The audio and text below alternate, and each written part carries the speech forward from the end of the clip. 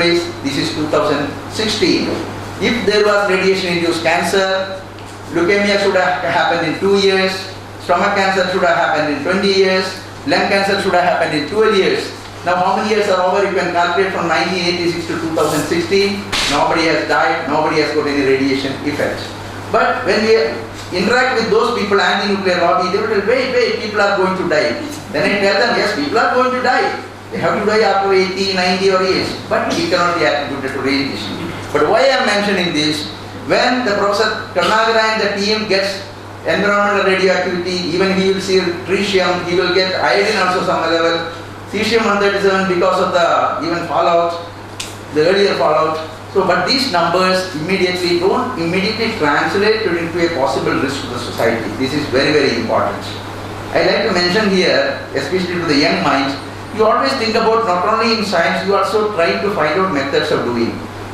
My thought goes back to more than 20 years earlier. We have got high background radiation area in Kerala, like Karnagapalli, then Chavara, Manavalaguchi, etc. The people get dosed more than 100 to 500 times of the dose what you are all getting. Even compared to what we get by living 1.5 kilometer away from reactor, compared to that the dose rate is extremely high. Okay, nothing happens to them. But still we wanted to carry out to monitor how much dose the people are getting. In addition to the radiation monitoring, we want to see how much dose people are getting. So it was a young person like one of you who came forward and told, because when we go Department of Atomic Energy, we wanted to keep some TLD, thermoluminescent dosimeter, all of you know.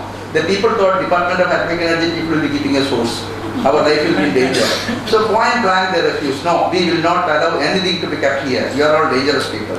So one young mind came forward, sir, I will tell you an idea. And it was wonderful and it worked. They told the fishermen community, the ladies wear ornaments, big lockets. So they would put the TLD, that one, inside the locket and give to them, and every 3 months you change new locket you give. So we give the old locket back, get the TLD material for our analysis and give the new one. And 2 years we studied the complete area without them knowing that we were assessing the dose what they are getting. But let me tell you, they are all getting very high dose. Some people are getting even 6 rem in a year, 60 millisievert. Our reactor, the dose limit is 2 rem, 20 millisievert, and what people getting is even 10% of that. But I like to tell here, nobody in Kerala or anywhere, as a matter of fact, one of the paper published says that the Kerala people, maybe because of the high radiation background, they are overactive. Not radioactive, overactive, and they are found searching for job all over the world. And there is a theory called, I think I will suggest to Karnagara this subject, radiation hormosis. Radiation hormosis theory says some amount of radiation is good for health. Only thing, if he publishes so much, there will be a lot of LTC to Kerala. People will start coming to Kerala. So radiation hormosis is, so here one subject which I like to propose is the epidemiological studies. You mentioned about the interaction and especially in statistics. Since you have got a lot of measurement carried out all around Kaiga, etc., you know the dose is extremely small, but still the reply to the people who are propagating that there is an additional cancer, you just collect the data from the nearby hospitals.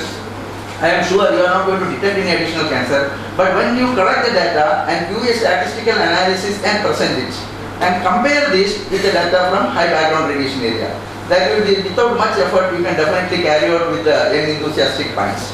Okay, so this is now let me tell you, I am going back with all the happiness, though in a lighter spirit I thought I am unhappy. Okay, so let me wish all the best to this university. And as somebody says, when the parents make the elder one an engineer or a doctor or highly qualified, they expect the elder one to guide the youngsters. So there are more responsibility for you. You have to guide other universities and Department of Atomic Energy. Since Director BRC is sitting here, I can tell definitely we will be always there to support.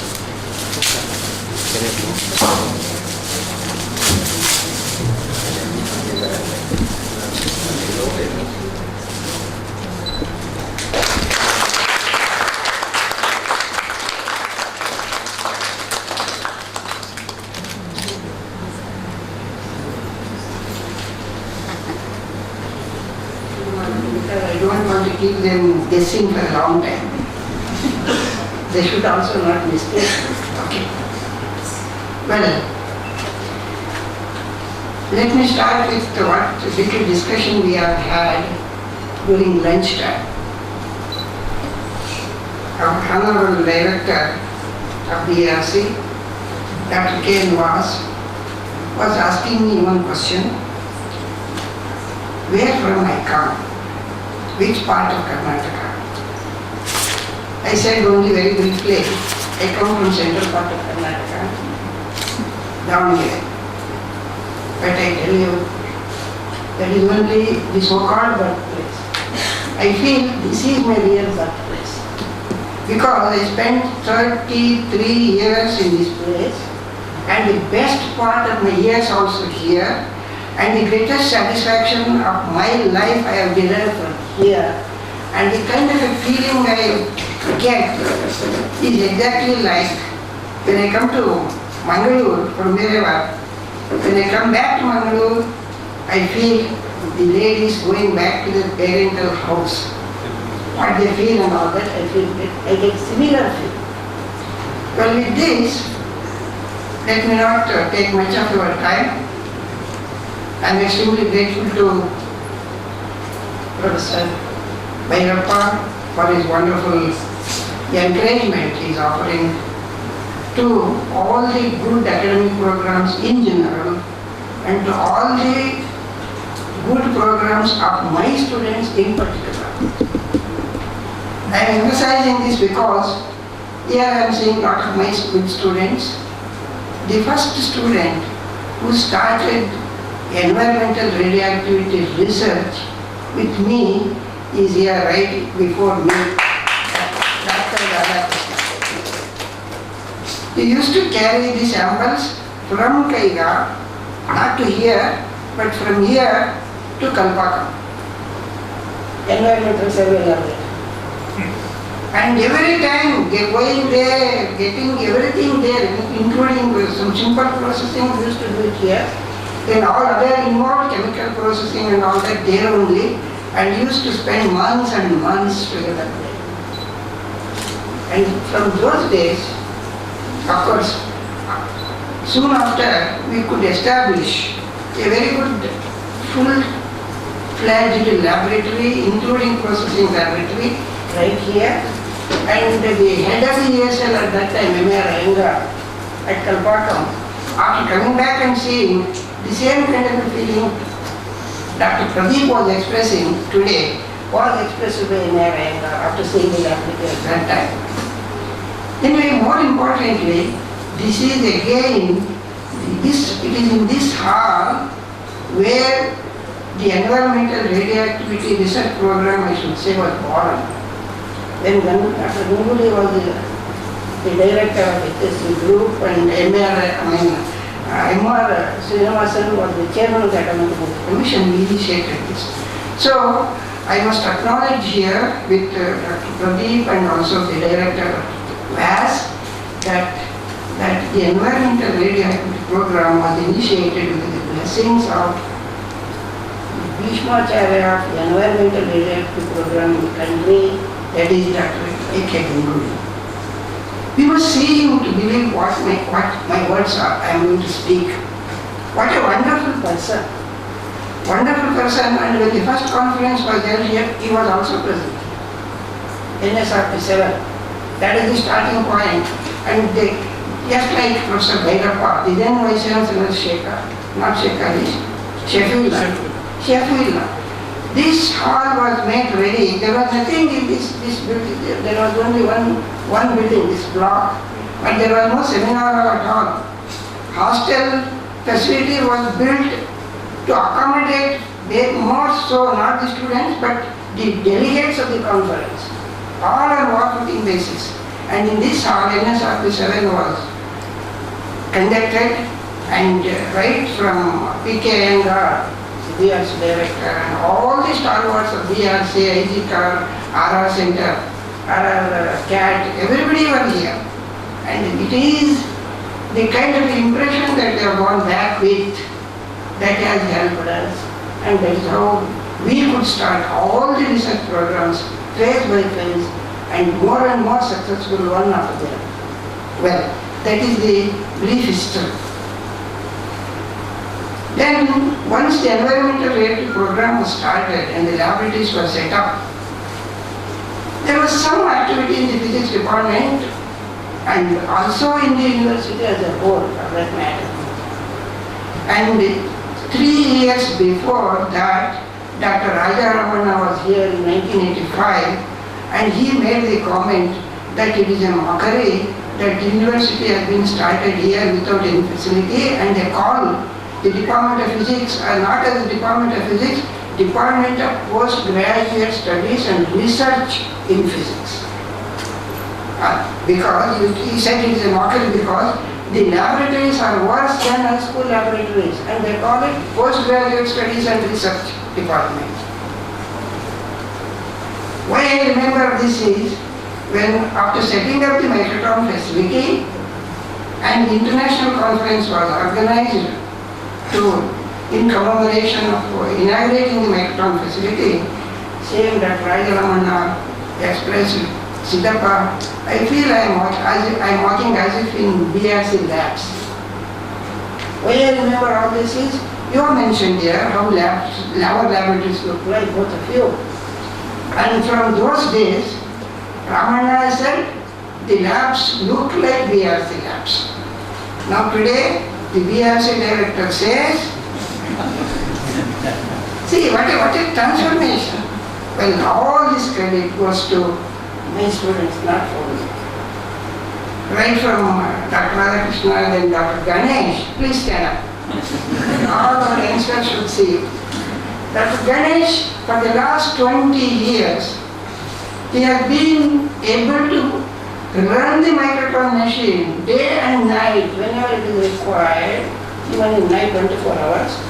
And for the last 20 years, he has provided a unique facility not only for the research scholars of the Mangalore University, but more so for the research scholars of all the sister universities in the state and outside the state.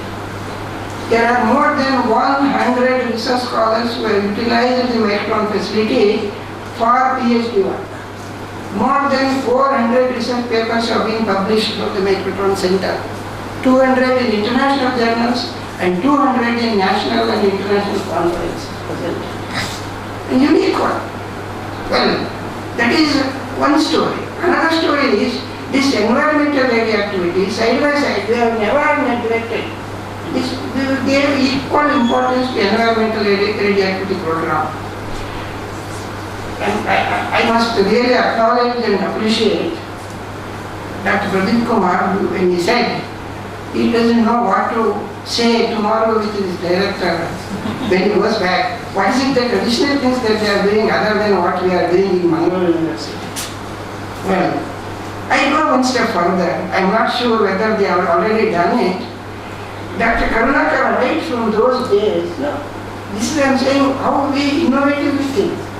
He conducted an experiment on various, samples there, herbs and other things, in order to identify whether or not some of the species have special affinity for radioactivity, for absorbing. And he has identified one. It was broadcasted in BBC, not only published in international journals, broadcasted, which has got wonderful affinity for absorbing radioactivity. And in case, we wish it will not happen, in case of any exigency in Kenya, we can immediately look at those samples, whether or not any radioactivity release has taken place or not.